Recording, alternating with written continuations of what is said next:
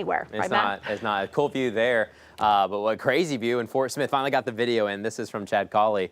They're off the boulevard. This is at a construction site. You can see that dust devil. So I just want to show you guys that. It's just so hot that these things can spin up, and it's easier to spin up when there's something to kick up too. You know, you can have a spinning motion in the atmosphere, but if there's nothing to kick up, if there's no dust, you're not going to see it. But there's a lot of dust across Arkansas and Oklahoma. We're just dry. We need some rain.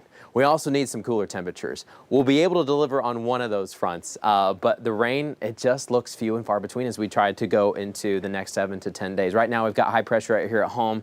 We've got mostly sunny skies. You get some little clouds that bubble up in the afternoon, and that's about it. There was a cold front that passed off towards our east and has sparked some severe weather across the plains yesterday. That continues to push eastbound. The cool air is not getting to us. It's this front that's right along the U.S.-Canadian border that's going to make its way here towards Arkansas and Oklahoma by Thursday. You know what Thursday is? Thursday's the first day of fall. So timely. But summer is back with a vengeance for sure the next couple of days. We just tied a record in Fort Smith earlier this afternoon. In Northwest Arkansas, we were 1 degree away. But I do think Northwest Arkansas is going to reach a high temperature record here in the next couple of days as the heat continues. A lot of us are in the 90s right now. Area-wide, we're trying to slip to the 80s as fast as we can. But we've got more hundreds possibly the next couple of days. 100 is what we hit in Fort Smith, and that ties the record.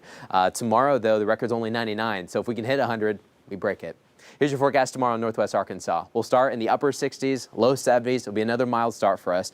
A lot of sun, mostly sunny in the afternoon. Highs getting into the mid-90s. We'll get into the upper 90s, and then maybe briefly we'll hit 100 around 3, 4 o'clock in the afternoon under, once again, mostly sunny skies. Here's a look at futurecast. That south wind continues for the next couple of days, and this dome of heat, this dome of high pressure sits over us, and nothing's going to break it for the next couple of days. So just day by day, we get maybe a little bit warmer, a little bit more humid, and it doesn't end until we can get a cold front, and that cold front's going to do a doozy on our temperatures and our humidity. So for Wednesday, we're still pretty humid, and then Thursday morning we're humid, but then by the afternoon all that gets pushed out and some cooler air finally arrives. This is kind of a visualization of that cold front that's moving in.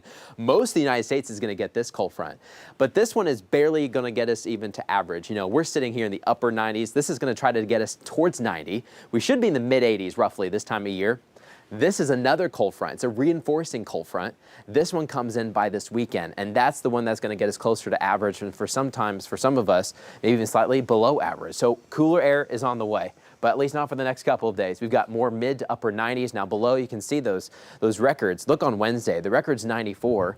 We're aiming towards 97. That one's easy. That one's back from 1954, 55. I have to look again. In the River Valley, hundreds for Tuesday and Wednesday, and then finally a few fronts make their way into River Valley. And a week from today, we'll hopefully get some rainfall. By then, it'll be at least 3 weeks without any rain. That's so much. And we could maybe get a quick inch, but that barely does anything, you know, for it. We need a lot more. So the brown leaves you see are just ones that are thirsty. The trees are literally pulling their chlorophyll away. Oh, yeah.